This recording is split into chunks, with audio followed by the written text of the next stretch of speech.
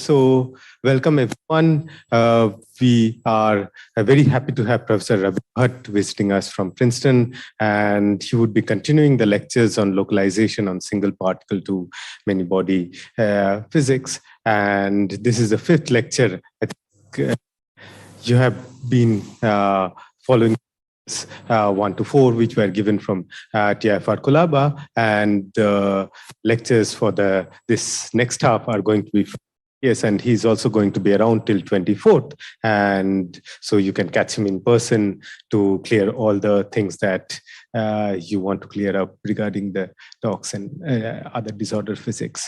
So with that, let's start the lecture. So if you have a question, please use the microphone so that, because these lectures are being recorded, so we would like to also record the questions. Okay? Yeah. So.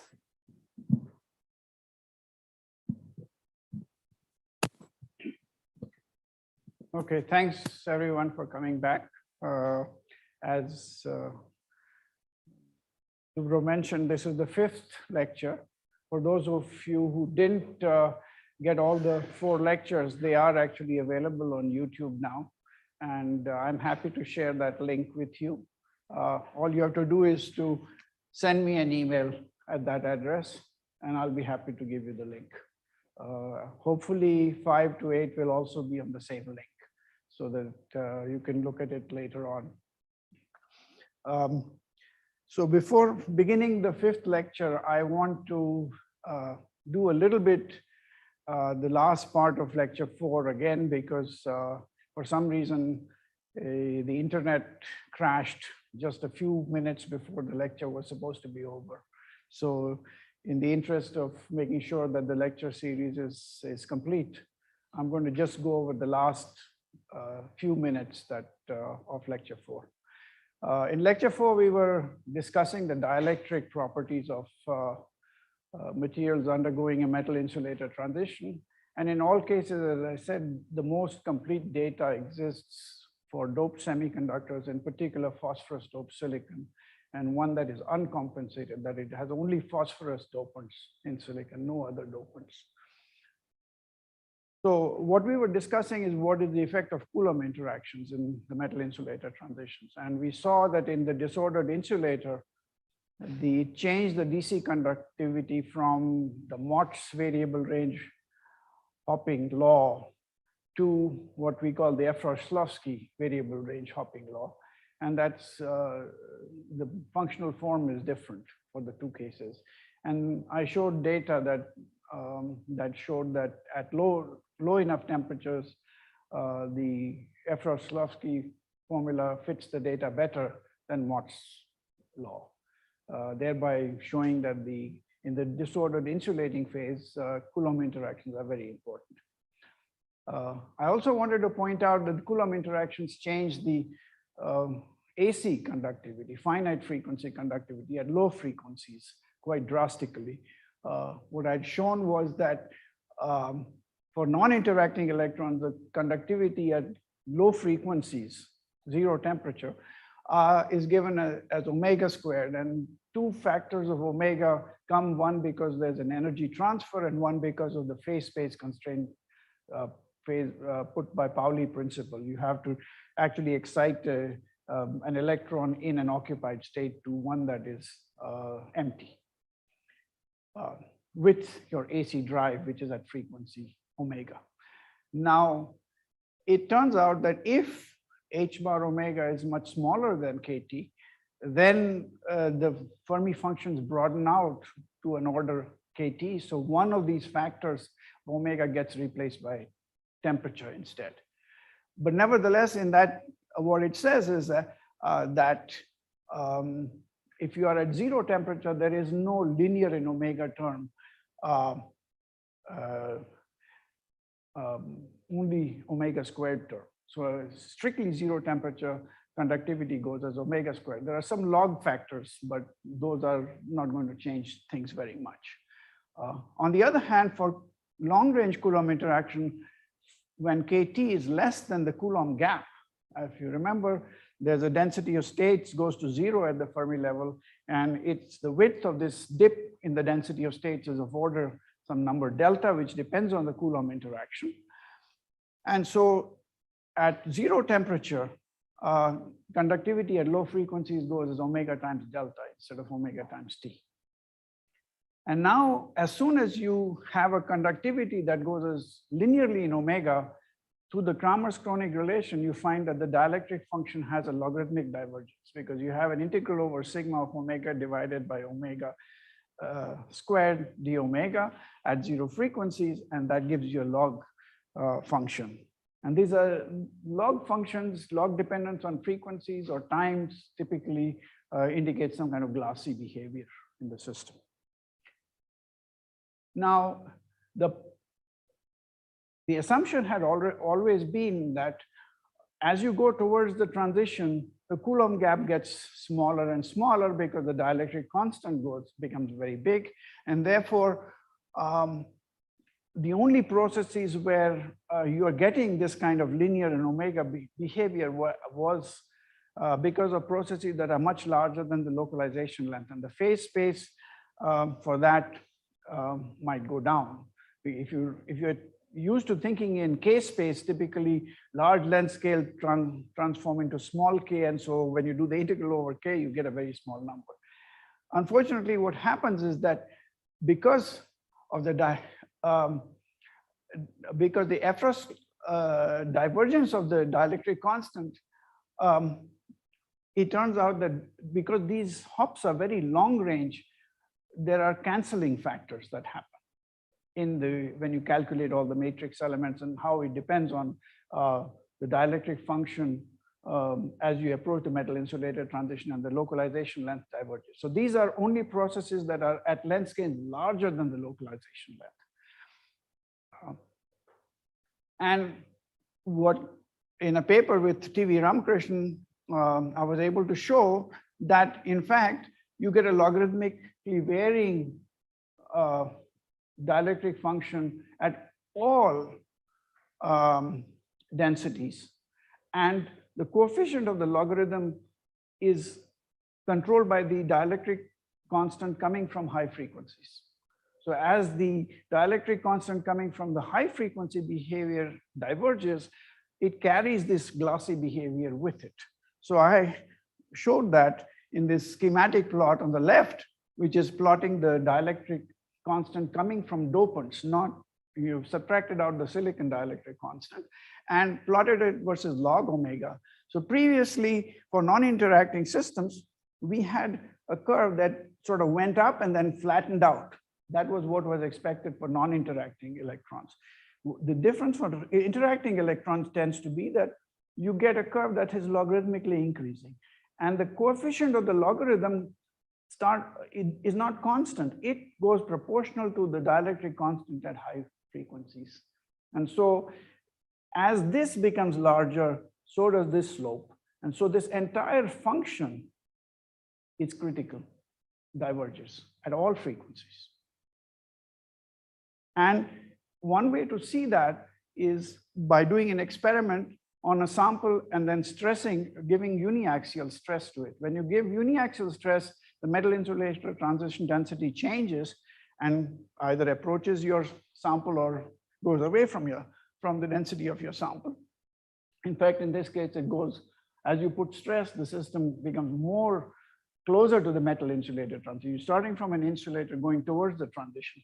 And if the two parts were proportional to each other, then the capacitance of your sample and the conductance of your sample, which are the real and imaginary parts of your impedance, should go proportional to each other. And that's exactly what is seen there. If you look at this curve, you find that the experimental data follows this straight line, which is what is expected. Each of them, if one was constant and the other one was diverging, then of course you would not get a straight line between the real and the imaginary part. And here in the bottom panel is actually, this is the dielectric function showing the logarithmic dependence. And this is the conductivity, which is supposed to be linear in omega. It turns out experimentally, it's a little bit sublinear, and the dielectric function seems to be diverging slightly more powerfully than logs. But this power is extremely small. So it's over 2.5 decades, the numbers don't change that much. So the experiments can't really distinguish between omega to the minus epsilon and log of omega. They are very similar. So that was the part that got cut out from the last lecture. And I wanted to show that it all forms a very nice story, that with Coulomb interactions, the actual dielectric function is somewhat different than what happens for non-interacting electrons, but you can write a scaling form for everything. It's just that you have to keep on this logarithmic behavior at low frequencies as part of your scaling description. So now we come to today's lecture, which is lecture 5, and we're changing topics completely. We're not going to talk about charge behavior. We're going to now talk about the spin part of the Hamiltonian, okay? The magnetic part of the Hamiltonian, okay?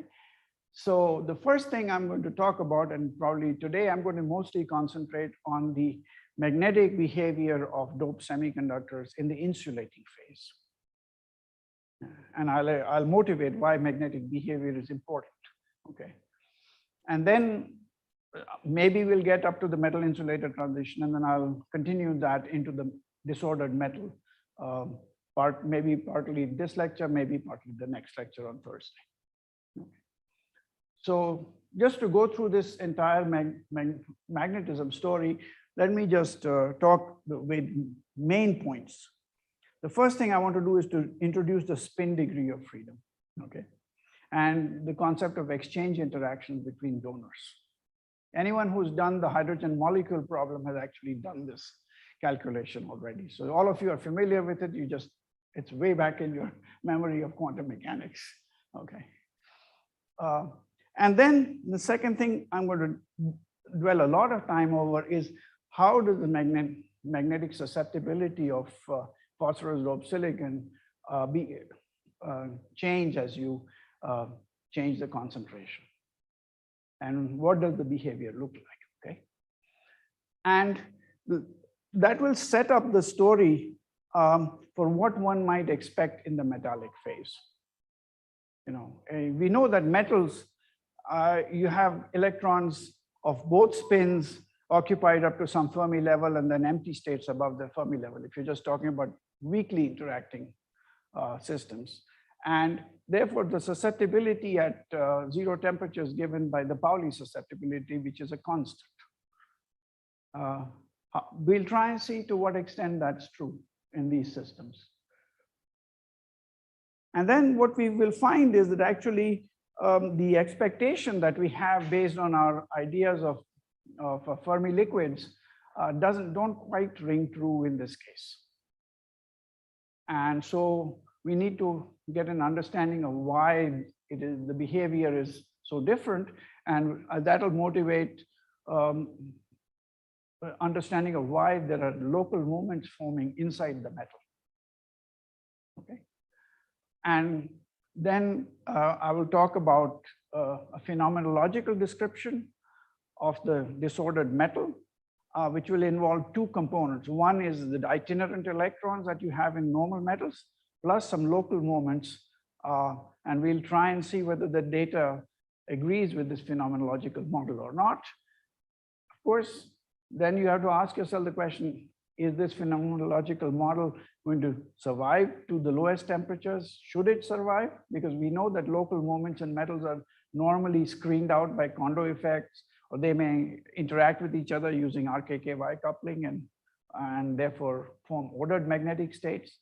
And we'll see what exactly happens. So this is the whole story of the magnetism across the metal insulator transition. I'll try to do some fraction of it today, and whatever's left will be done on Thursday. Any questions about what we're planning to do? If not, I'll plunge right ahead. Okay. So I call it the elephant in the room, okay? Because everyone looked at the metal insulator transition as just an Anderson model with bells and whistles, and Efros and Shklovsky showed that Coulomb interactions were important. Schuler and Aronoff showed they were important even in disordered metal, but they were small corrections. Actually, for the disordered insulator, they were big corrections, okay? But the spin degree of freedom was completely thrown out in most of those descriptions. Actually, if you try and do a scaling theory with electron-electron interaction, you have to put the spin degree of freedom back in. And so that certainly was taken into account in the more sophisticated scaling treatments of the metal insulator transition. But now we're going to actually consider the spin degree of freedoms. So let's talk about phosphorus doped silicon uncompensated. There are only phosphorus atoms. They are big hydrogenic wave functions characterizing each phosphorus atom, as I described in an earlier lecture.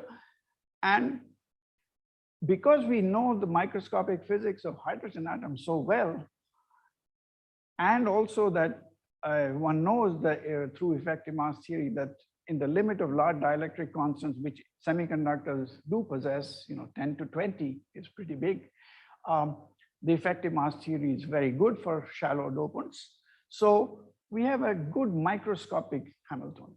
It's not just that we have some kind of a fixed point Hamiltonian describing long wavelength properties. We have the actual Hamiltonian at the microscopic length scale, which is the Bohr radius here.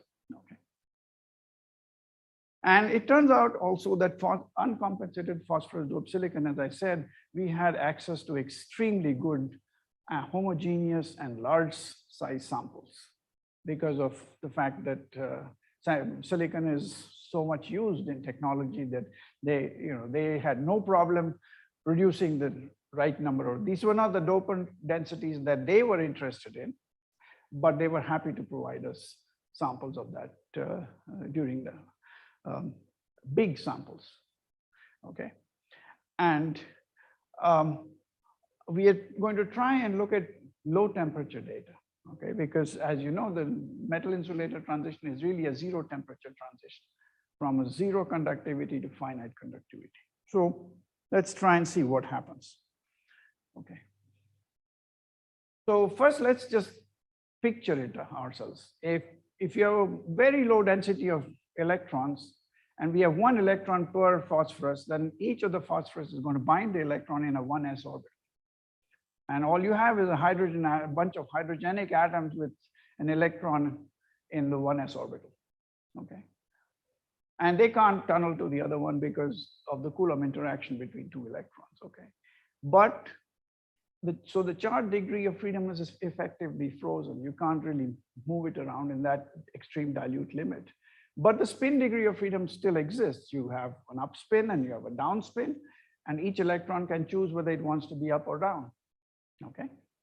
So in the very dilute limit is just a collection of isolated hydrogen atoms, and there are 2 to the n many body states. I mean, you could, each electron on each hydrogen atom can choose to be up or down. That's 2 states per atom, and there are n of them, 2 to the n many body states in the problem, okay? And they are all exactly the same energy if there is no interaction between the dopants.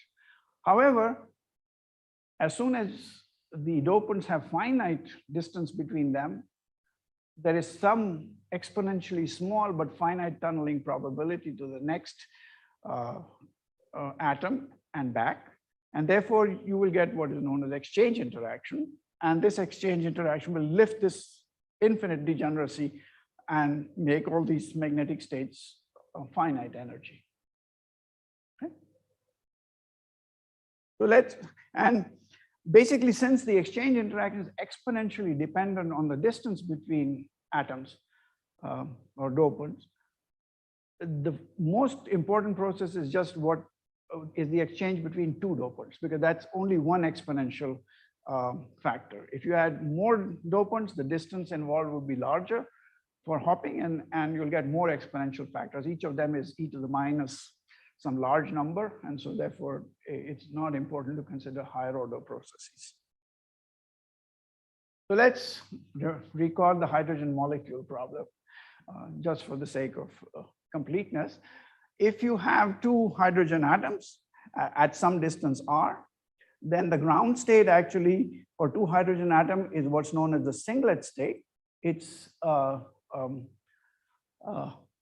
down, minus down, up in terms of spin quantum numbers. It has that phase factor with a minus sign between the up, down, and down, up are the classical states, where this SZ is plus half and SZ of the second one is minus half. On the other hand, you have an excited state, which is a triplet, because there are two spin half objects, and two spin half objects can make a spin one total on ground, spin one eigenstate and a spin zero eigenstate. The spin one eigenstate can be up, up, or down, down, which are the SZ equals +1, SZ equals -1, and also the other linear combination from the up, down, and down, up combination, which is SZ equals 0. And this splitting between these two states is what is known as the exchange interaction.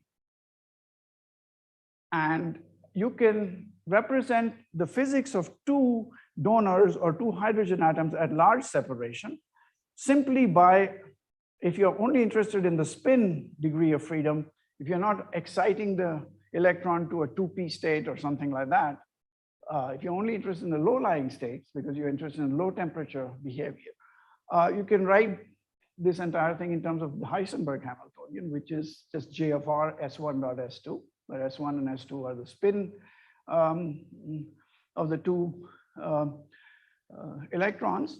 And J of R is something like the Coulomb interaction matrix element between the product wave functions at the two sites with their, and on the other side, they are exchanged. You see that in one case it's R1 minus RA, but on the right of the Coulomb interaction, it's R1 minus RB. So this is R1 minus RA, this is R1 minus RB, and here R2 is near RB, and now R2 is near RA here, where RA and RB are the sites of the two nuclei. Okay. And this is sort of what you get in Heitler-London type of approximation.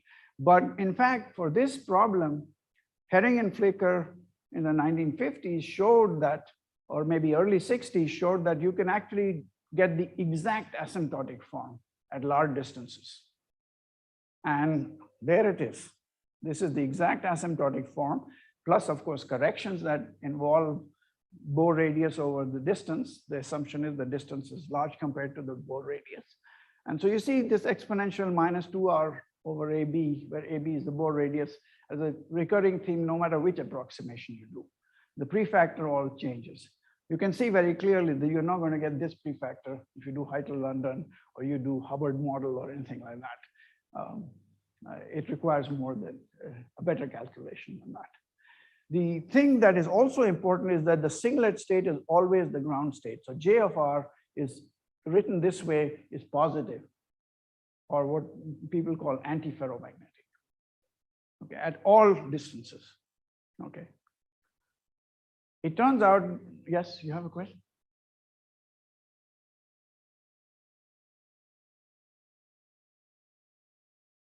That is the size of the wave. The donor wave function has a Bohr radius AB, which I talked about in one of the earlier lectures. It turns out AB is equal to normal Bohr radius A0, which is h bar square over me squared. And what you find is you get a factor m star over, m over m star, where m star is the conduction band mass. And then you have a factor of 1 over epsilon squared, which is the dielectric constant of the semiconductor. So this number is half an angstrom. This number is typically 5 to 10, because m star is 0.2 to it depends on which semiconductor you're talking about. And this number is anywhere from 1 over 100 to 1 over 500, let's say. So, so as a result, I have it backwards. I'm sorry. It's epsilon squared. So it is 100 to 500. So it's because the dielectric constant is very large, the Coulomb interaction between the extra charge on the phosphorus and the electron is diluted and the wave function is fatter. And because the mass is also light, again, increases the length scale. So this number is about 20 angstroms for silicon. It's about 50 angstroms for germanium. And for gallium arsenide, I think it is about 100 angstroms. And indium antimonide is about 500 angstroms. So it's a very large length scale compared to this lattice constant. It is in Coulomb interaction you're assuming that it has there's the electron going around the phosphorus, okay?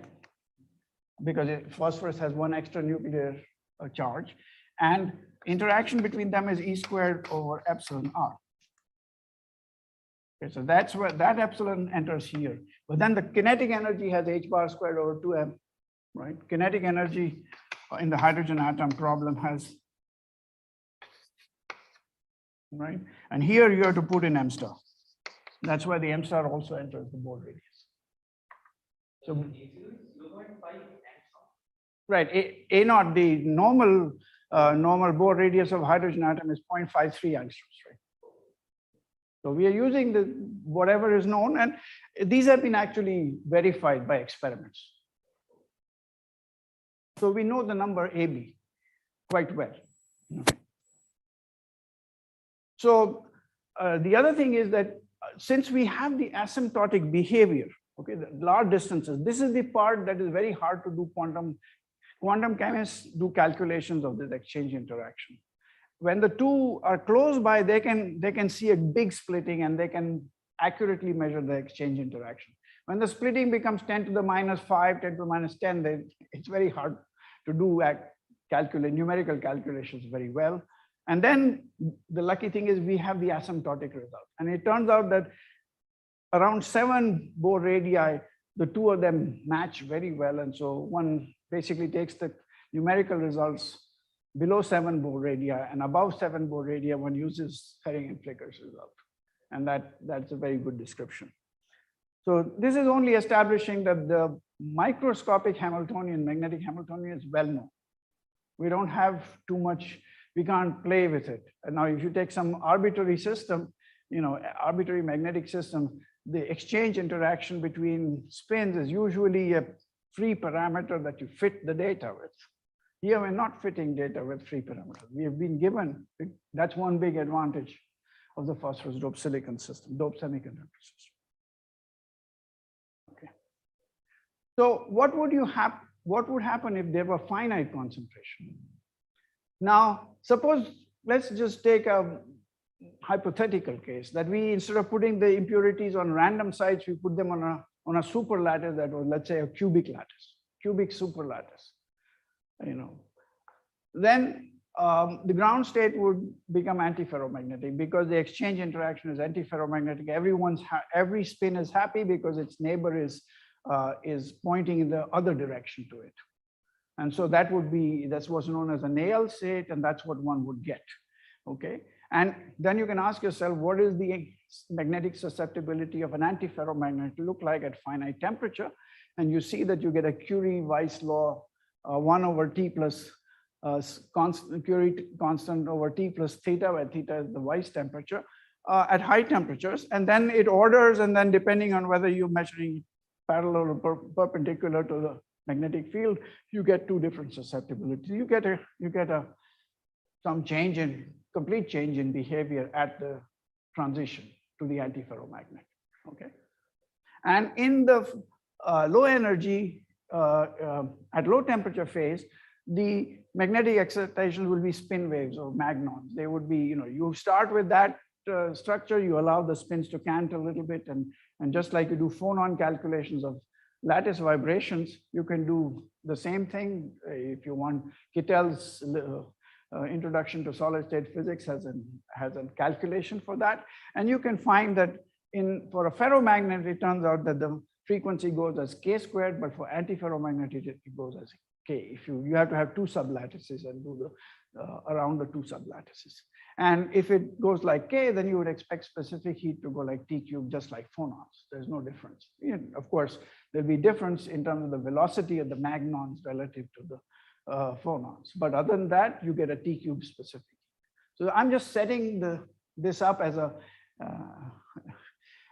if you will, just trying to say what would happen if they were in a lattice system. And now I want to contrast that with what happens in the random position case. Okay.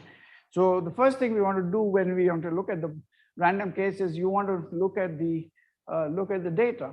And for many years, the data were plotted as they expected for a lattice. What they would do is, if susceptibility goes like C over T plus theta, then you would expect 1 over chi will look like T plus theta over C. So if you plotted 1 over chi versus temperature, you would see that it would look like that and extrapolate to 1 over chi versus T, and this would be minus theta. So they were trying to plot things like this and extract the Curie-Weiss temperature from there. Unfortunately, what they found when they did that is that the curve always sort of bent down. And then they said, all right, let's plot it here. Maybe we're doing too high a temperature. They would go there and it would bend down again. And so it was never a straight line over any region in temperature. And that's when I asked the experimentalist, do a different kind of plot. Plot log chi versus log temperature. Okay. Before that, there's another aside that I want to mention. You might say, well, lattice is not a good situation. These are randomly doped dopants, and they are at random positions, so the physics might be very different. And that happens, for example, in copper manganese alloys or gold iron alloys. Iron or manganese is the magnetic element that provides the spin. And they go in with when you are diluted system, they go in randomly on the copper or the gold site. And when you look at the susceptibility of this, it really does form a Curie-Weiss law. What you see is at high temperature, the data is very nicely described by a Curie-Weiss law. And then you see a very sharp cusp at low fields, and it starts coming down. Not very different from the antiferromagnet. I mean, yes, there are differences, but basically it turns out that these systems, so this is one atomic percent or 2 atomic percent, I forget. I think this is gold iron that I plotted. Okay, and at temperatures of the order of tens of degrees, you seem to see some kind of ordering. This is called spin glass ordering. It's a glassy ordering. The spins freeze in randomly up and down positions, but they do freeze, and there's a very clear signature. Okay. And again, the low energy magnetic excitations are magnons. They may be localized magnons instead of extended magnons, but those are details. Okay.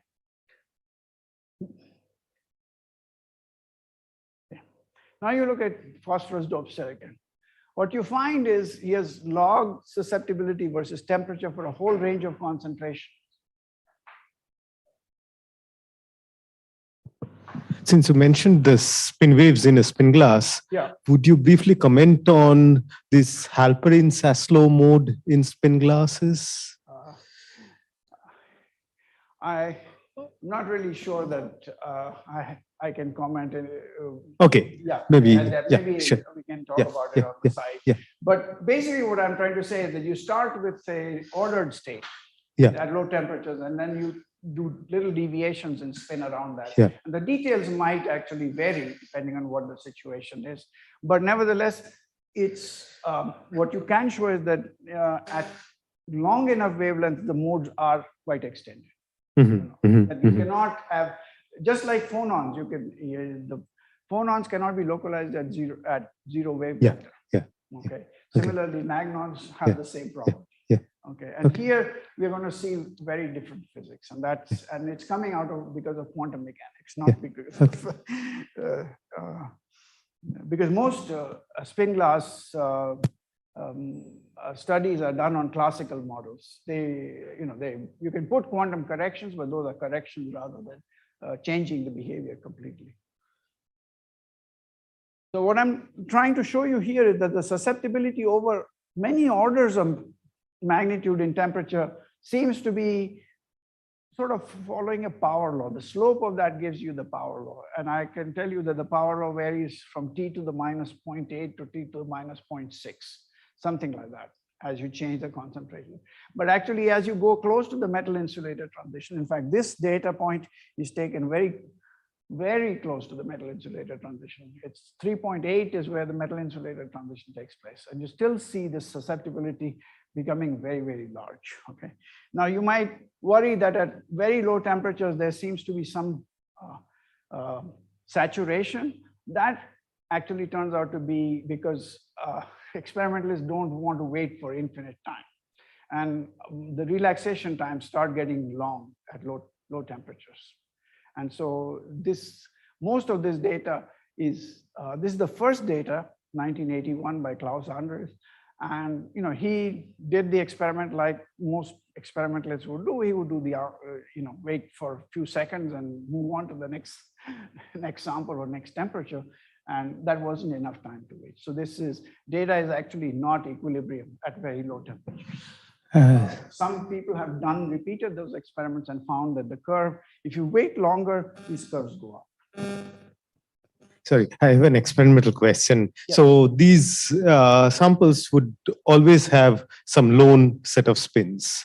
Okay, how reliable is the subtraction of those? That is the one thing about doped semiconductors. When you say lone spin, that is part of the sample. The only spins are phosphorus. There are no other spins. I see. As opposed to, when you talk about oxides or you talk about other chemicals with, people who are used to transition metal oxides or sulfides or chalcogenides or something like that. Those have, 1 to 2% bad actors in them. The oxygens are not where they should be. They're interstitial. They're this thing. Here, if there's any oxygen, it actually is a non-magnetic, it is non-charged impurity. It's a neutral singlet impurity. Singlet impurity. So there is no magnetic action due to any oxygen that might have gone into silicon, and there is no electrical conductivity due to oxygen either. And this is at a very low, and we're talking about concentration of 10 to the 17 per cubic centimeters. There are no normal chemical substances where you can have that kind of purity. Doped silicon is the purest substance known other than helium. Helium is better than helium. You can get rid of impurities at a very, just by cooling it down, everything else gets out. And it remains liquid. So you can make it very pure. But next to helium, doped silicon, and in particular phosphorus doped silicon, is the next purest substance known. So that's one of the reasons why we concentrated on this particular system, because we can reliably, you can get two samples and the way you measure the concentration is actually through resistivity ratios at room temperature and low temperature. At liquid nitrogen and room temperature, you measure the resistivity ratio, and that ratio is a very nice function of the concentration that's been tabulated. There'll be statistical graphs drawn of it, and then of course you use that as standard to determine the concentration. So even though the absolute concentration may not be correct, the relative concentration is very good.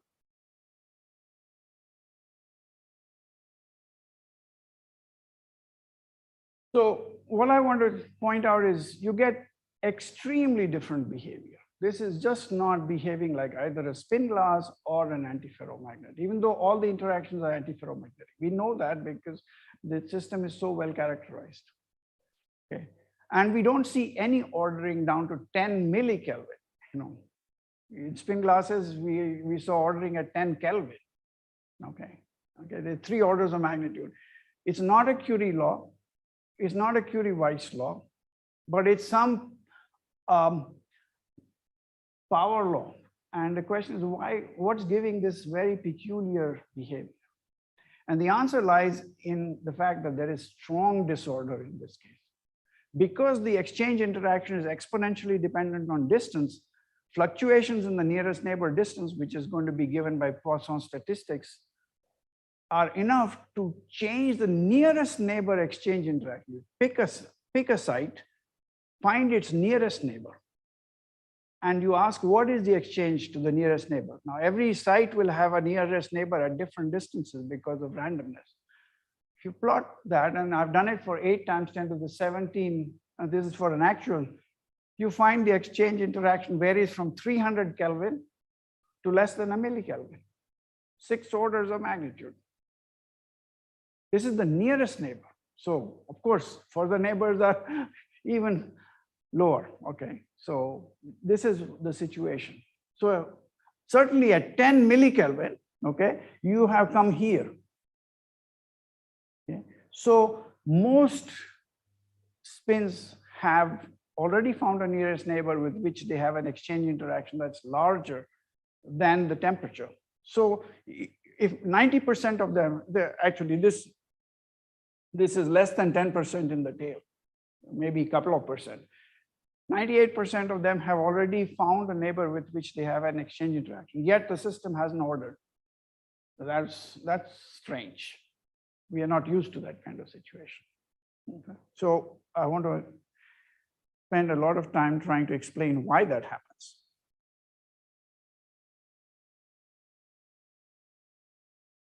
And so this introduces me to what is now being called the strong disorder renormalization group. We call it the scaling theory of the magnetic properties. Patrick Lee and I were the first ones to actually do this calculation, and we did it in 1979, 1980. In parallel with us, Dasgupta and Chandan Dasgupta, who you know, did the calculation for a one-dimensional system representing organic salts. And we didn't know about their calculation. They didn't know about us doing this thing. We were doing it in 3 dimensions. They were doing it in 1 dimension. So, and they published their paper first, but you know, I had already submitted before the publication of their paper an abstract to the March meetings. That there's proof that we were doing it in the same time, even though my paper came much later than theirs, for reasons that have to do with referees and FISREV letters. All of us have had that issue. Okay. All right. So the fact that the scheme relies on the fact that it's a wide distribution of coupling constants, which means that if you can develop a perturbation theory in terms of small coupling constant over large coupling constant, it's a good perturbation theory, because that ratio is small. It's a small number. And the wider the distribution, the more likely you will have of getting a very small number. Okay. So people had done before us calculation using clusters of spins and trying to sort of snip bonds and things like that. And it just doesn't work. You know, you get to clusters of 10, 12 at most. Beyond that, you can't do anything, okay? So we need an effective method for keeping the low energy excited states and throwing out the high energy excited states, because at low temperatures, those are not going to give any physics whatsoever. So I'm going to spend some time trying to describe what happens if you have 4 hydrogen atoms that are coupled to each other. So I imagine that I have 4 hydrogen atoms, 4 dopants, 1, 2, 3, and 4. And I want to just solve this 4 atom problem as accurately as I can, okay? And I'm going to assume that 2 of the hydrogen atoms are much closer to each other than the others. It doesn't have to be much closer because it's an exponential function of the distance. If you're closer by 40%, because the typical distance is much larger than the Bohr radius, that 40% makes a huge factor, right? You know, if suppose the average distance between dopants is of the order of 100 angstroms, let's say, and the Bohr radius is 20, e to the minus 2r over ab is e to the minus 10. And if instead of 100 angstroms, the thing became 120 angstroms. All of a sudden, you find that it's e to the minus 12. So you've got e to the minus 2 extra, okay, which is a factor of 10.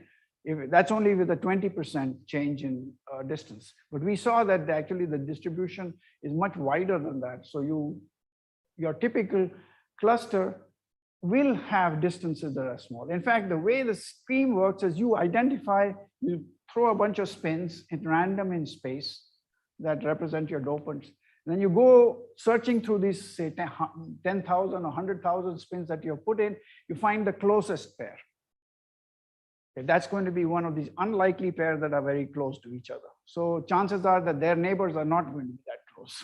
So this assumption that the exchange between those two sites is much bigger than that between any other pair of sites is a very good approximation. Okay. So if it turns out that that's how the structure is, then this is 2 to the 4 with 16 states. Okay. And the 16 states must be states of total spin, either 0, 1, 2, etc. Right? Because you have 4 spins, you can have the largest, it can be as all spins are parallel and you have spin 2 object. Okay. So it turns out that when you do this and all of them are antiferromagnetic, you find the ground state is a singlet almost always. Okay. I won't say always, but I'll explain why when you don't have that. The first excited state is a triplet. And then there are 9 states that are, 12 other states that are high up. And the separation between the lower manifold, that is this one right here, and these excited states up there is proportional to the large exchange constant in the problem. Whereas if you look at this two, the separation between them is actually equal to the exchange between the other 2 spins, 3 and 4, plus terms that involve the coupling of these spins 3 and 4 to the spins 1 and 2, divided by the large exchange J12. This is, as you can see, is a second order perturbation theory result. Okay, this is an approximate answer. We are doing an expansion in the small coupling over the big coupling, but you can do that quite easily because you have a finite matrix. There are 16 states, that's all there are. Okay. And so what you find is these low-lying states can be thought of as effectively 2 spins, 3 and 4, that are interaction not directly with J34, but this exchange splitting delta E instead, which is J34 plus some corrections. So what did we do? We managed to get the low temperature behavior of this 4-spin cluster as being equivalent to 2 spins, and we have thrown out 2 spins. Because at low temperatures, the temperatures that are much smaller than J12, these excited states don't matter at all. They're exponentially unlikely to be populated, and therefore they are exponentially small in terms of the thermodynamic quantities.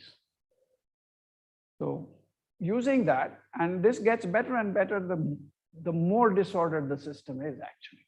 And we'll see how it actually progresses as we get rid of spins from this. So we start with 100,000 spins. We find the pair that is the closest.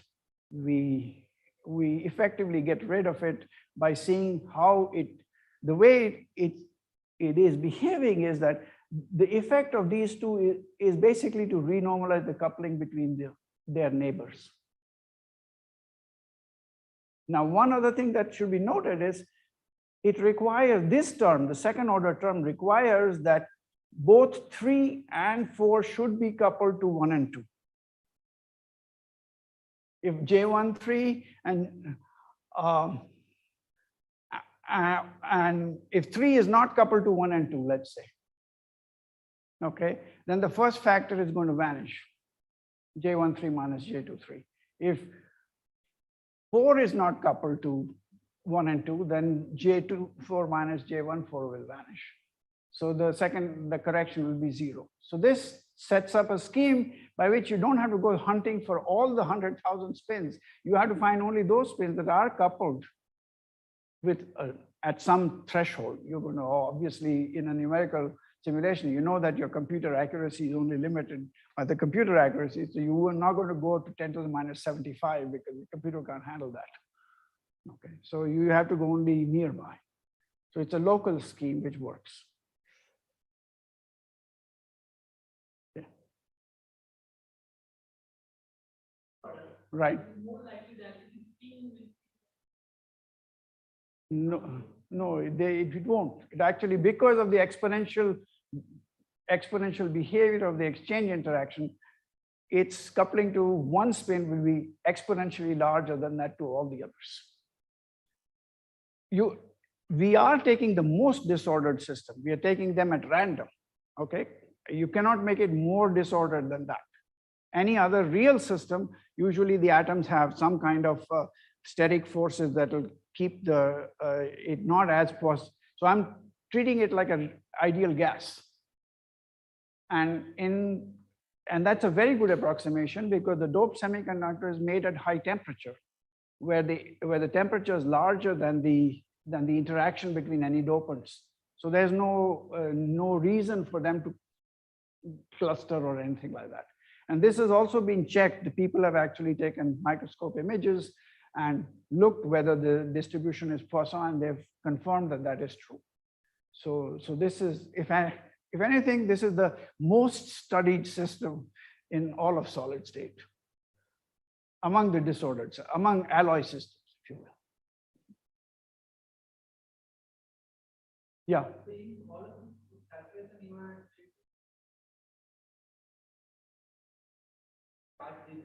Yes. Certainly at low concentration, it is good. And now I will explain later why it is good to do it. At low temperature, it is a good idea, not at high temperatures.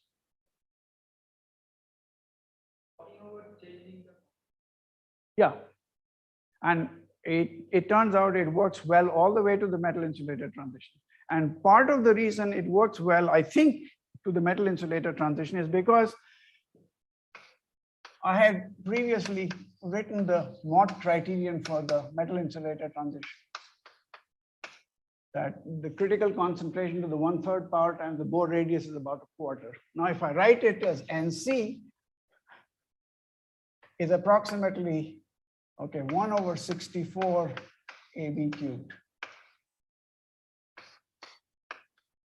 Now, this is by dimensional analysis what you'd expect the critical density to be. But the prefactor is 1/64. It's a very small number. That's what nature has given us. So it's almost as if nature has given a fine structure constant in condensed matter. So you can put, this is the argument I gave in one of my early lectures, that if you're going to densities that are near the metal insulator transition and even maybe twice the metal insulator transition, the approach from the insulator seems to be better than the approach from the very highly doped side where it's a good metal. Okay, it's only in terms of transport properties that you can use Fermi liquid theory and corrections that work out. But if you're talking about other properties, it's not very good. Okay, we'll see the results that as we go to the metal insulator, we'll even go to the metallic side, and we'll get results that tell us that the disordered metal is very different from the garden variety copper or aluminum or anything like that we know of that are metals. So I just want to explain this 4-site problem a little bit more. Basically, we are perturbing this problem around uncoupled pairs. That is, we are writing this full Hamiltonian with all of the 6 bonds I've shown. These are all the JIJs, okay? As if we would have one pair 1, 2, and the other pair 3, 4, and these other 4 things are perturbation. So that's quantified in this slide. H0 is J12S1.S2 plus J34S3.S4, because we can diagonalize that very easily. That's just singlet triplet on 1, 2 multiplied by singlet triplet on 3, 4. And we know the eigenstates, we know the eigenvalues right off the bat. there are these other couplings. And that is why when you put in this third term, this H1 added to H0, via second order perturbation theory, you change the eigenstates and you change the eigenenergies. And that's how that formula that I wrote on the first slide comes about. Okay.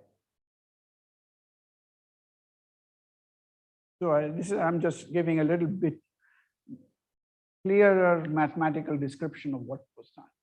Okay, that split the Hamiltonian into two parts, two uncoupled pairs, add the coupling between the pairs, and treat the coupling in second order perturbation theory. And the reason you can do that is because J12 is exponentially larger than the other J's. And typically when we did simulations and tried to look at that, what we found was almost always the strongest coupling, because we selected the strongest coupling to do the work.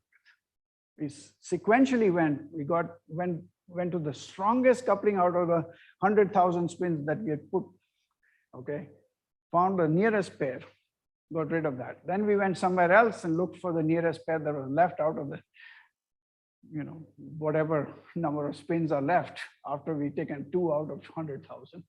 And so it's a renormalization procedure that's very, very slow. It just removes 2 spins at a time. And if you want to go down to, say, from a situation of 100,000 spins to 1,000 spins, you have to do 99,000 divided by 2 renormalization attempts. So we also checked a little bit whether this is a stable RG. This is something that has since been forgotten in the literature simply because the first one is so good, so easy to implement that everyone has got, starts using it and doesn't bother doing anything more. Okay. What we did then was we actually, so this is the first, sorry, this is back again to the same scheme. We select the strongest pair that exists. We renormalize the bonds between all neighbor pairs 3, 4 of 1 and 2 using the eigenvalues of the 4-spin cluster, and then we remove 1 and 2. But it's not just one pair that we are renormalizing. We are renormalizing all pairs that are connected to this 1 and 2 sequentially. Okay. There's a second scheme where we said, let's just take a pair that's the strongest and then find out the 2 spins that are strongest coupled to that pair. Again, you can find that. And we'll solve this 4-spin cluster exactly without no approximations whatsoever. Numerically, we'll solve it exactly. And then we'll use the eigenvalues. First, we'll use eigenvalues of this to compute J34 as before. But then we'll use the eigenstates of the 4-spin cluster to compute the coupling of the new spins 3 and 4 that are going to remain to the rest of the spins, say something like 5. So this is a slightly different scheme. And we implemented both schemes. And of course, the answers are not identical, okay, because they are different schemes. But we checked how the two, looked at the susceptibility we got from both methods, and we found they were within 1% or 2 of each other. And since the susceptibility is varying over orders of magnitude, 1% on a log plot doesn't even show up. Okay. So we felt very comfortable that this is a scheme that works. It is stable, at least numerically, over the temperature range that we are going to do. It is going to give us the same result. We tried both schemes and we stopped where we felt the 2 schemes were showing more than 2% difference.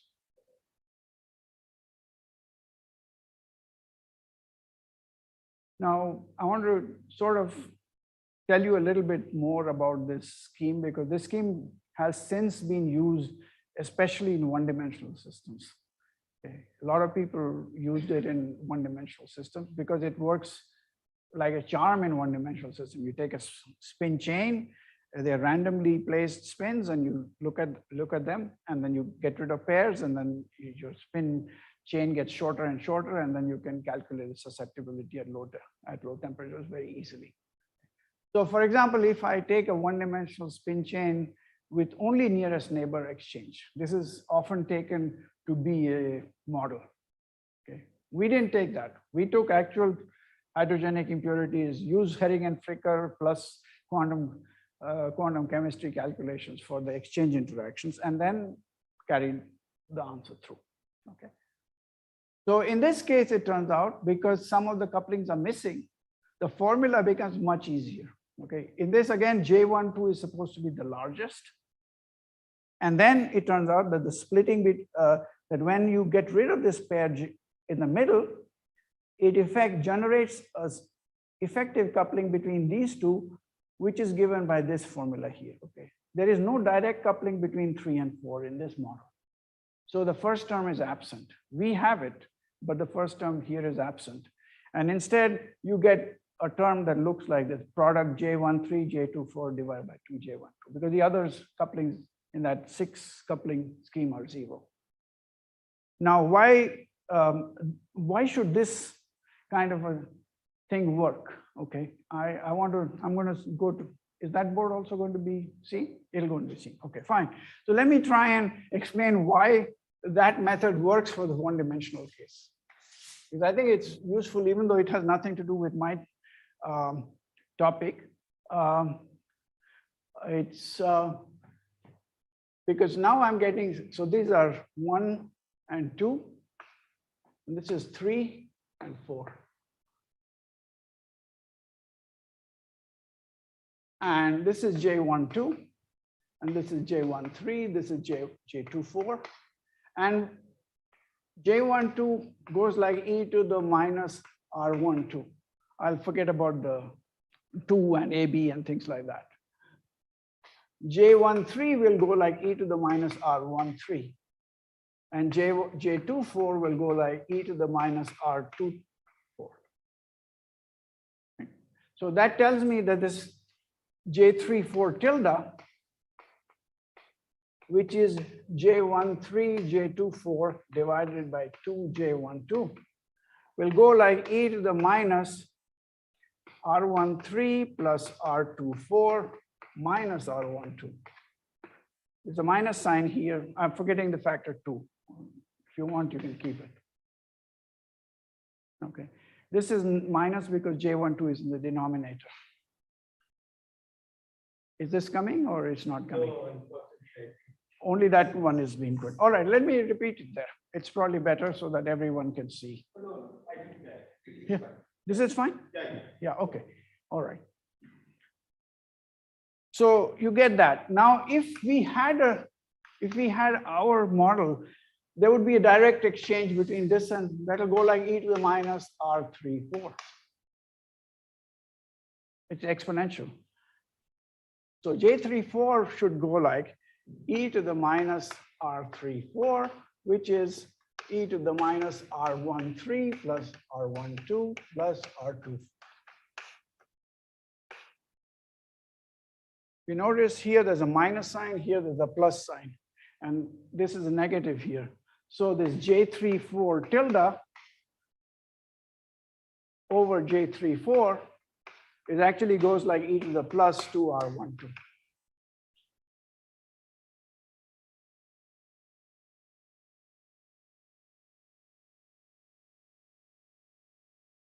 So as a result, the renormalized coupling that is coming through this bond is larger than the direct exchange. So in one-dimensional system, you can get away with the nearest neighbor model.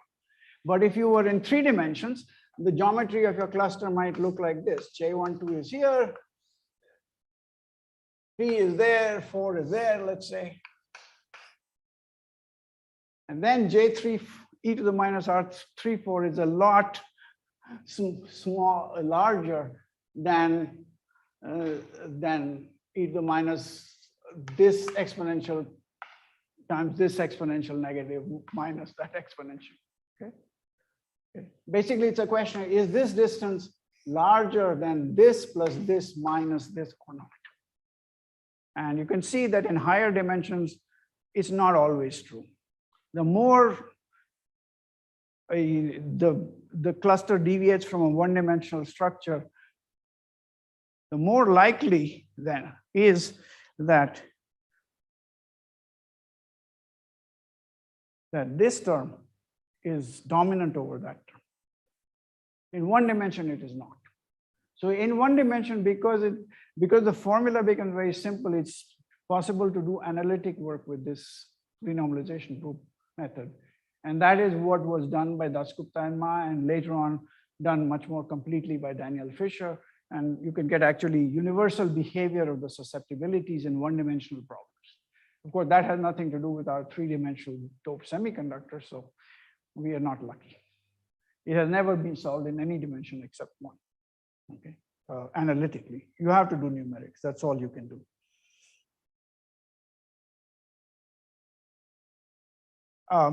And this is the other point that I made, that if either 3 or 4 is not directly coupled to 1 or 2, then the second order term vanishes, its coefficient vanishes, and therefore it's a higher order correction. So we can forget about those kind of clusters. Okay. All right, right. Yeah.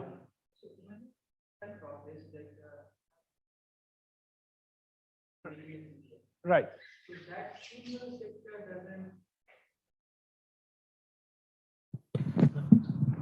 So that spin zero sector doesn't have any effect on the other spins, but they don't have any other coupling with the spin half. No, that's what we have. That's why we have this renormalization procedure that we go through.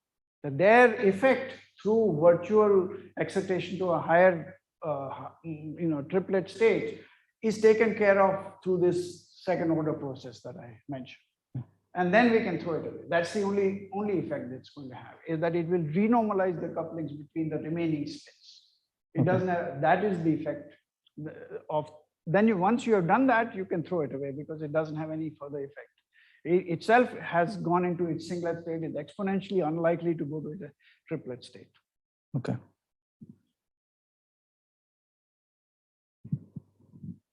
So in short, what is happening in this doped semiconductor at low densities is that each spin is finding a partner and forming a singlet. First, the very low, close by pairs form a singlet. They renormalize the bonds of all the other guys around it. Then we find the next strongest coupled pair and they form a singlet.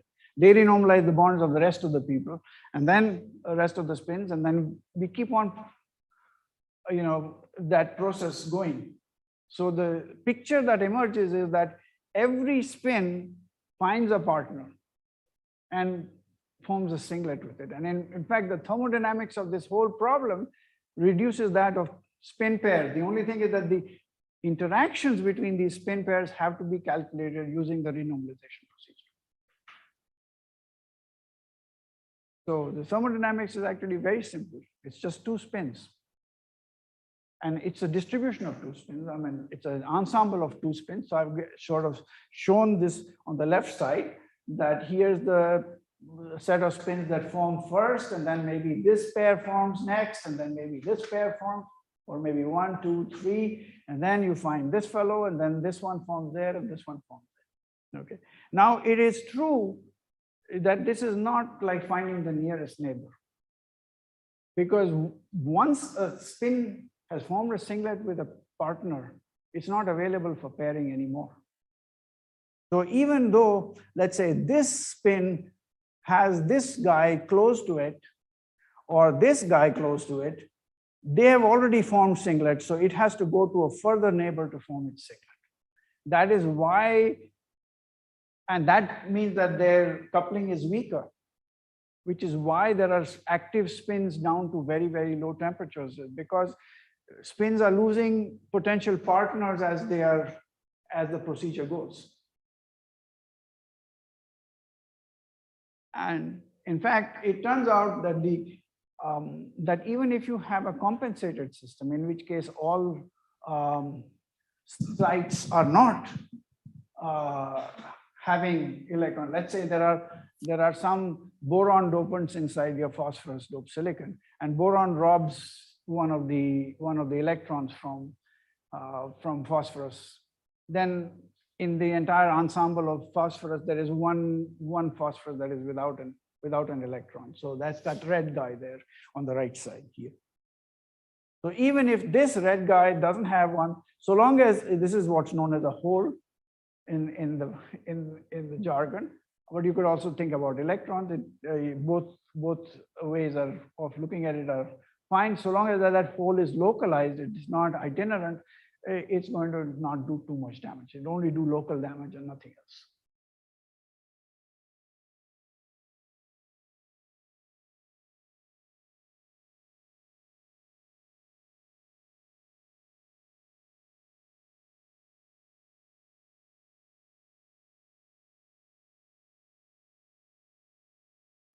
So, once you integrate out some of these larger, since you get a normalized distribution of the rest of the GIJ. Right, right. So, under what are the conditions so that this normalized GIJ distribution does not become flat and sort of become uniform? Because at that case, this procedure would fail. Yeah. So, basically, the first thing you have to do is to think not in terms of P of J, but in P of log J. That is the first lesson that I think everyone should learn. You should never plot things in linear plots if the distributions are broad.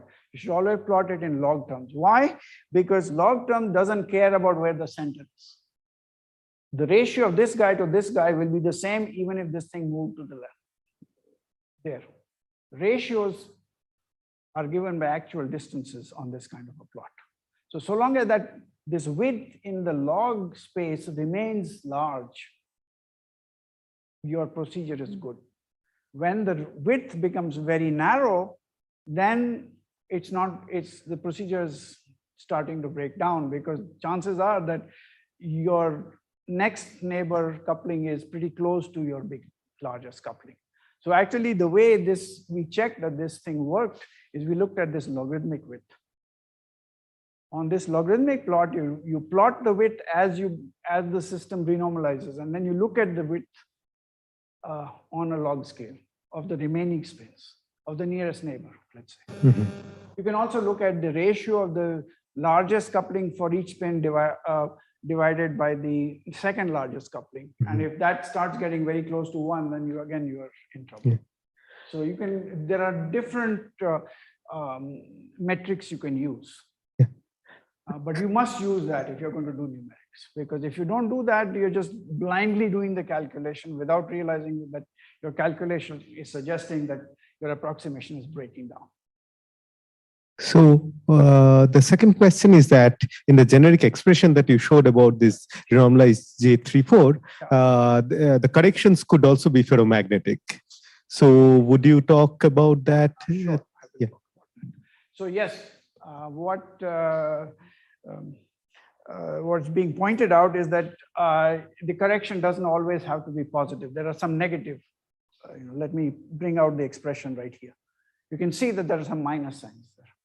Okay, all the J's are positive.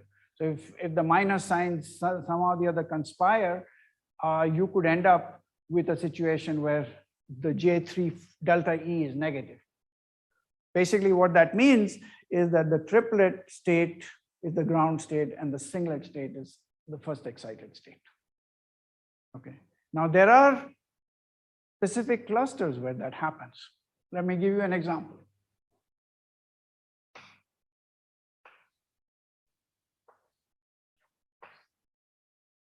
If this is the geometry of a cluster, here's 1, 2, they are the closest. And this is 3 and 4. And this is very, very small. This is very, very small. This is very, very small, because they are far away from each other. Then you will get a negative. And you can see that already classically. If you put this guy up, this guy wants to be down. This is the biggest. This guy wants to be down. This guy wants to be down. Already from a classical spin point of view. And you can see, you count the spins, SZ is equal to 1 in this case. So if you have clusters like that occurring when you're doing the RG, you will get some ferromagnetic bonds. Okay. Question is, how many of them are there? Because it's a random system, there will always be some finite probability that this will happen. You cannot, if you do have a ferromagnetic bond, what we try to do is we try to couple it to two antiferromagnetically, strongly antiferromagnetically coupled spins and destroy this triplet state. That is basically what it is. What it's saying is that this is going to go into two that are like this with a negative bond. But now if I imagine that I put another guy antiferromagnet and another guy antiferromagnet here, then classically you can see that it's trying to go back to a spin zero state. So what you try to do is when you generate a ferromagnetic bond, try and see if you can find large enough antiferromagnetic couplings in the neighborhood, which will get rid of your ferromagnetic bond. If you are able to successfully do that, then you're not proliferating ferromagnetic. And the statement I can make based on, since I actually did this procedure myself, is that we never had more than a few percent ferromagnetic bonds. And when it got to about 2 to 3%, we were already 8 orders of magnitude down in temperature, and we stopped the procedure at that point. We said, numerically, you have to be careful about how far you want to go. Numerically, you can never go to 0 temperature. You can go to 10 to the minus 8, and then you say, oh, that's all we can do. You can go much lower than experiment. That's all we wanted to do. Okay. Okay, I have 10 more minutes. So let me then try and tell you that, in fact, trying to do thermodynamics with this ensemble is very simple. As I said, effectively what you've done is you made the system into an ensemble of pairs of spins. And everybody can solve the states of 2 spins coupled by some exchange interaction J and write down the thermodynamics of that. Okay. So basically, there are various ways. One way of doing it is actually even simpler than pairs, which is to say that let me take my renormalization procedure up to some energy scale. And then what I'm going to say is that all the pairs that have that we have isolated and discarded have couplings larger than that energy scale.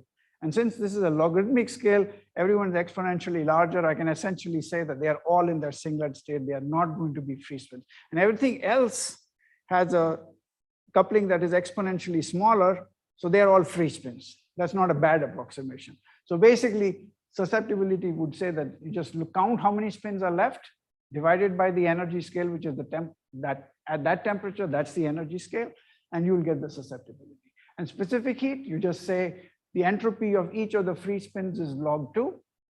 So you multiply n of t log 2, take its derivative with respect to temperature, multiply by t, that gives T ds dt is the specific heat. You can calculate that. You can do a better approximation by, as I said, treating it as an ensemble of pairs of spins, and then actually doing the thermodynamics of pairs of spins. Okay. Both of these give you the same, roughly the same answer. They're off by about 10% from each other. But the temperature dependence of both of them is exactly the same. Okay. One other advantage is that with the pair scheme, you can actually write down the full magnetization curve, not just the susceptibility, because you can solve the problem of 2 spins in a finite magnetic field. What, 2 spins mean there's a singlet and a triplet. You put a finite magnetic field, the triplet splits into 3 of them linearly as z minus 1 goes one way, as z plus 1 goes the other way, as z equal to 0 stays where it is. You can write down the thermodynamics of that set of energy levels. And you actually find that there's a scaling relationship between the magnetization and T times the susceptibility. Susceptibility being the slope of magnetization at 0 field. Okay. And it's some function of h over t. And that it's not just any function, it's that function. So even though we can't evaluate that integral analytically, we can evaluate it numerically. That's not a problem. Okay. It has a parameter alpha there,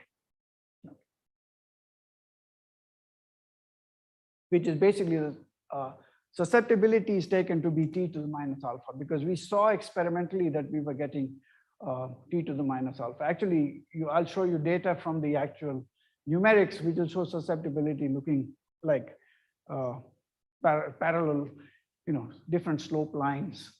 So here's chi of T divided by temperature on a log plot. This is numerical data, not experimental data. And for different concentrations. Just to be clear, on this 4 pi over 3 Na cubed, A is the Bohr radius. I think the metal insulator transition happens at 0.065 or something like that. Okay, so the last is well into the metallic phase. Of course, you will say immediately, look, how can you talk about a metal when you're thrown away the charred degrees of freedom? Okay, so this is certainly not the full story on the metal. But what it is saying is that as far as the susceptibility is concerned, the system is random enough. The exchange interactions are so broadly distributed that the susceptibility is very, very strongly temperature dependent down to the lowest. So in this case, sort of 1 would be like 300 Kelvin. Okay, and I've gone down to 10 to the minus 8 in some cases. Okay, so that's well below micro Kelvin. So the claim is that you're not going to get any freezing in any experimental system if this is the right model.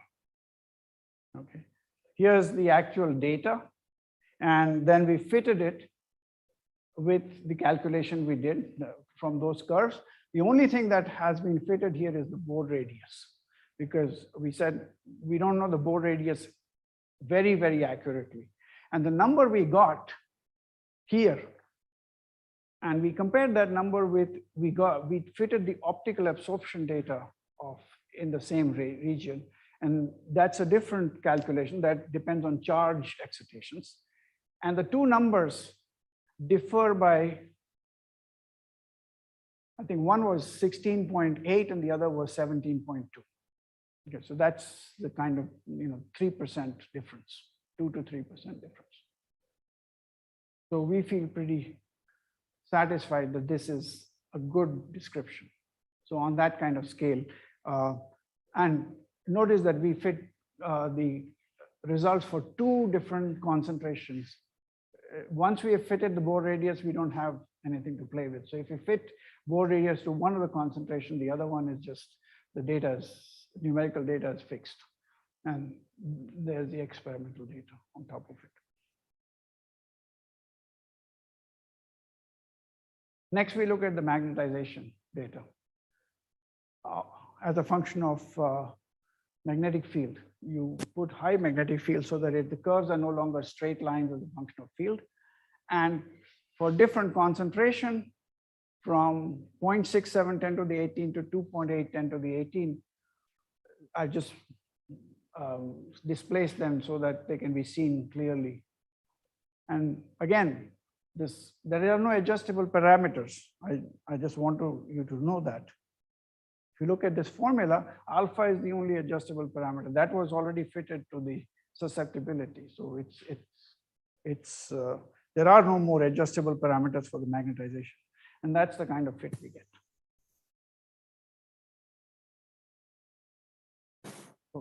And it's very rare to find such agreement for all the different thermodynamic properties. I'll show you a little bit later because I'm not going to go into the metallic phase today, but we look at specific heat also, and we fit that. Here is a different system. This is boron doped silicon. It's acceptor system, so it's not a spin half system, it's a spin 3/2 system because of spin orbit coupling. And we again did the same thing there. Of course, the functional form of F alpha is somewhat different because it's a spin 3/2 calculation, not a spin half calculation. Okay. And again, you see the standard Brillouin function, which is there for isolated spins, is clearly not fitting the data. The Brillouin function magnetization saturates at high field, only polarized. Here, because there's a coupling, and then there are some couplings are larger than the magnetic field energy, some are lower than the magnetic field energy, the curve keeps on rising. You're never going to get to a field which is equal to the field corresponding to the exchange between the nearest neighbor pair in the entire sample. That is 300 Kelvin. So you can convert that into magnetic field and figure out how much it is. Not possible with today's fields. So the next question is, why is this happening in this system, and why are other systems not showing this? So what we did was we simulated the same Hamiltonian, but not the Heisenberg quantum Hamiltonian, but instead the Ising Hamiltonian, where the coupling is not written as S1.S2, but instead I write J12 is equal to some couple, whatever, J of R, S1Z, S2Z. Okay, only the Z component. So these are classical binary bits up and down. And then we looked at the logarithmic width that I was talking about as we scaled the system, got rid of the spins that were tightly coupled. And what we found was that the width, if you were looking at the Ising system, kept going down as we scaled down. And in fact, by the time we went to 10 to the minus 2, the width became so narrow, we were very nervous about whether it was going to be correct or wrong. Look at the Heisenberg problem. In the Heisenberg case, the width goes down much slower. So for many orders of magnitude, it remains big enough that you're not worried about it. It's still, you started out with a very large width, it's gone down, but it's not gone down so that the approximation is incorrect. Okay. And the reason for that is very simple. In the Heisenberg case, the ground state is a singlet, it's up, down, minus, down, up. If you are doing Ising spins, yes, they want to be antiferromagnetically aligned, but they could be antiferromagnetically aligned this way or that way. Okay, both of those states are there, they are degenerate. So instead of having a singlet and a triplet, as you have here, you have a singlet and a triplet. This is the Heisenberg case. The Ising case, you have a doublet and a doublet. So you can get rid of this doublet, but this is still there. It's still an active degree of freedom there. It doesn't contribute to magnetization, but it contributes to specific heat. So that's one reason. Basically, what is happening is that when you get rid of this bond, okay, or let's say this bond, and you leave only these two guys, you're not only getting rid of this bond, you're also getting rid of this and this and this and this. It's taking away lots of bonds when you singletize any pair. Whereas if you did it for Ising, what you'd say is, yeah, they're there, but there's either this or this. So it's still an active degree of freedom. So these bonds are still there. You have to keep the bond corresponding to those configurations. So you're not diluting the bonds of the system enough. So this is one pictorial way of understanding why a spin half system, which is the most quantum of all spin systems with Heisenberg exchange, can actually behave very differently than other classical models. Okay, I think I'm going to stop there, and because that completes my discussion of the insulating phase. And then on Thursday, I'm going to move to the metallic phase. And I'll try and give you a possible scenario that seems to be dictated by Fermi liquid theory. And then I'll show you the data, and then I'll try and explain why the data and our Fermi liquid theory scenario doesn't quite jive with each other, and how do you solve that problem. Okay. So.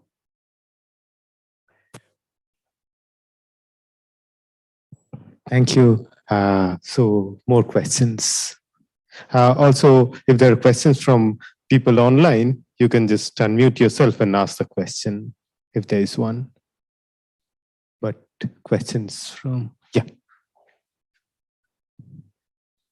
Yeah, and to confirm my understanding, so is it the strong randomness of the disorder which lies at the heart of the physics, or? Yes. Yeah. It is that plus the fact that this is a system which is extremely quantum, and the ground Yeah. state has this singlet wave function, not just Yes. the nail state. Yeah. Okay. So if I decrease this randomness and go to the lattice version, then what I expect? Yeah. Well, my assumption is if I would go the other way, I'd start from the lattice version and then put in little randomness. Now, what I would expect is that the antiferromagnetic transition temperature will go down. It will go down to 0 at some point. And then if you increase the randomness further, you'll start seeing behavior like this. Okay. So this is really a large disorder issue. And so not every problem can be done that way. But it's also telling you that not every disorder problem can be thought of in terms of a small disorder from a lattice problem. There are problems that inherently have large disorder. And the doped semiconductor problem is one of them. And it will turn out, actually, I will show you that the susceptibility behavior that we see in doped semiconductors is actually seen in other systems also. That you don't just, and it has traditionally always been interpreted as isolated spins that, that are some junk in the system. No, it's spins that are generated by the disordered system that do exchange coupled with each other, but they are very broadly distributed exchange coupled with each other. And we have shown that the kind of fits we get for phosphorus doped silicon also seem to apply to these systems. I mean, the way to figure that out is really, if it is an isolated spin, it should show a Brillouin function for the magnetization. It doesn't. None of them do.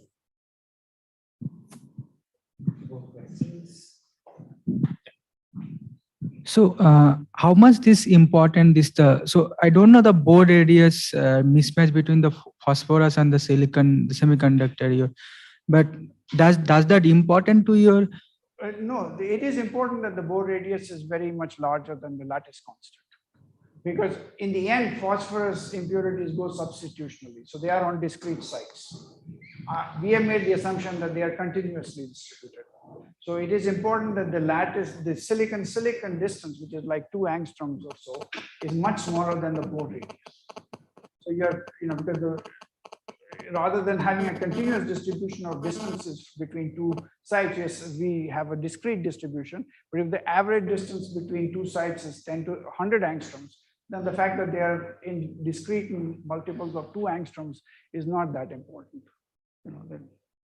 Thanks.